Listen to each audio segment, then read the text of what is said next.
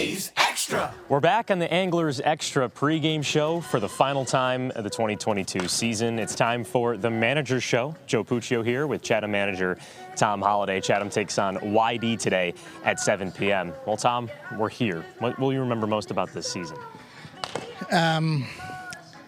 Probably the fact that from the 1 to the 5 hole in our division is separated by, 4 points going into the last game. I mean, and what it's going to remind you of is all the stupid ties that we had early in the year.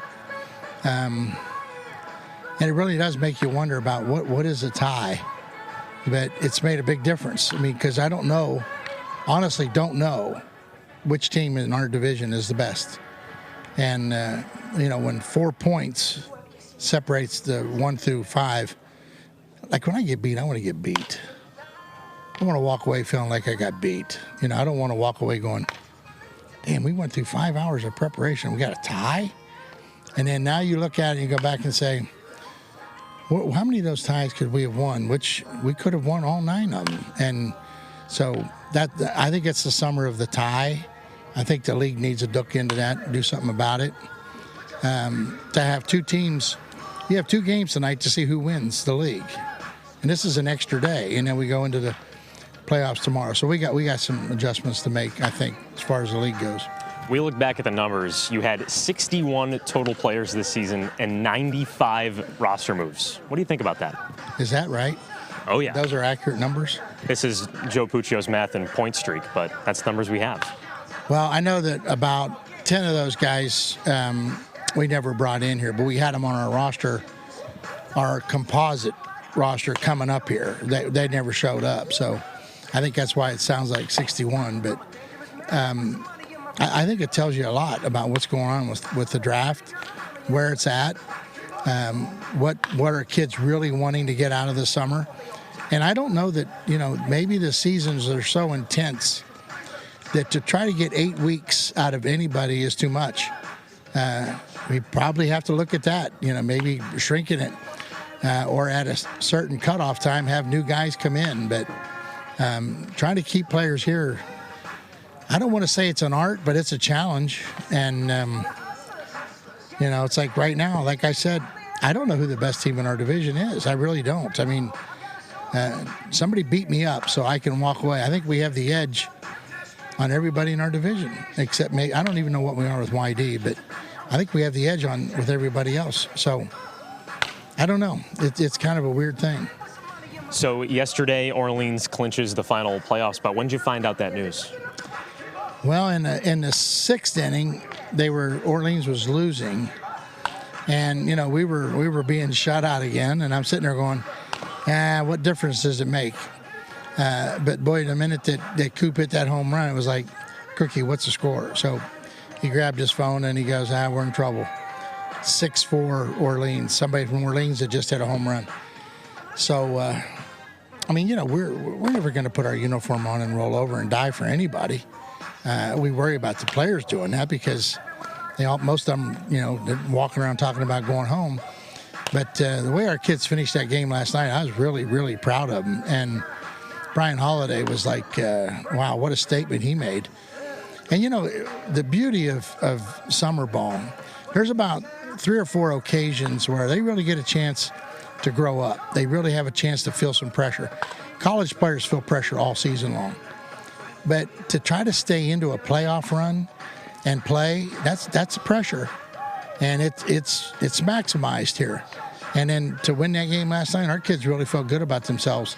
And that kind of made it worthwhile. And then we find out that Orleans won. So I don't know, you feel good, and then you're going, wow. But you know what? We got their best effort. It'd be really cool tonight to get their best effort again. This game means a lot to Brewster. Our guys don't care about that. I just want them to play with some self-pride. Take those 4 at-bats seriously, and we'll all go home tomorrow feeling good about each other. Which individuals stood out to you this season and made you proud? Which what? Individuals made you proud this season. Well, you always like to see the guys that came and worked on something and got better.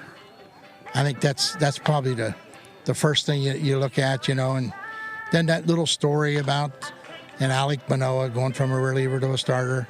That's a really good story, you know. And so I would really think that the way Ben Hampton just jumped out from the minute he got here and said, you know, I'm going to be your guy. Because I didn't know for sure what his role was going to be. And then to just jump out there and just go crazy, like, give me the ball. And he became the leader of the pitching staff, not verbally, not talking crap. He just went out every time he pitched, and he pitched the way that we talk about pitching. He worked quick, he threw strikes, he changed speeds. So Ben became one of our favorite guys. And the other one is probably Garibay, because he came in here and I was thinking, I don't know if he belongs here. You know, he just really had a bad struggle going, and a funny look on his face. And so we finally, I don't know why, but one day he just started smiling, and I said, what are you smiling about? And he kind of looked at me like, serious. I said, you got $1 million smile. I said, you got to do it more often.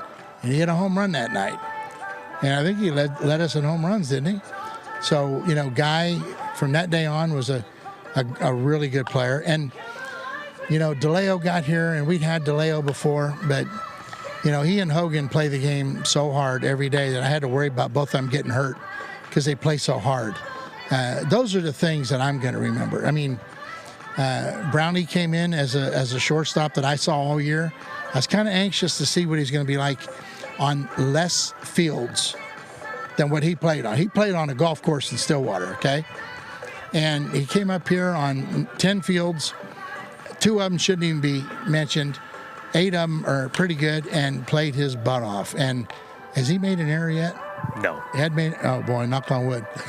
He had made an error all summer. I mean, and then to have some of the scouts around the country that I know pretty well come by and say, what about Brown?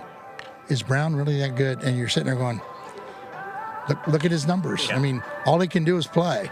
So, you know, those are the highlights of the summer. One quick and final question before we go here. Is there anything that you learned from this 22 season that you'll take into the 23 season?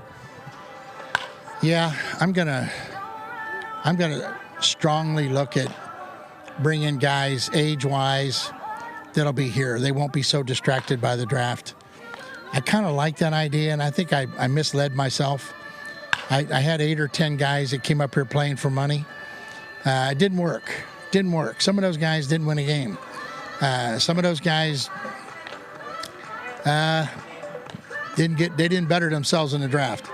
So is that my fault? No, but it was my thinking that they would get us off to a good start, and that didn't work. So I'm going to spend a lot more time on guys that are maybe backup players that are going to start the next year that need to get caught up, that want to come here to play. I mean, Brown hasn't stopped playing in 2 years. That's a lot of baseball. And, you know, like Miller Green didn't play at all this year. That's the kind of guy that I'm going to go get. I want to get kids that want to get caught up. I'm not going to worry about getting that All-American that at the end of the season he's worn out and he really doesn't want to go out and play. You know, those are always fun to talk to in September and start dreaming about how good you are.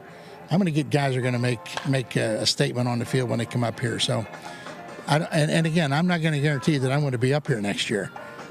So I'm just saying, you know, I may help put the team together, but if things don't change in the league, my frustration level's really high, and I think you know why. And oh yeah. So it's no secret, you know, when balls are being called strikes that are 3, 4, 5 balls away, and we have really good hitters hitting 200.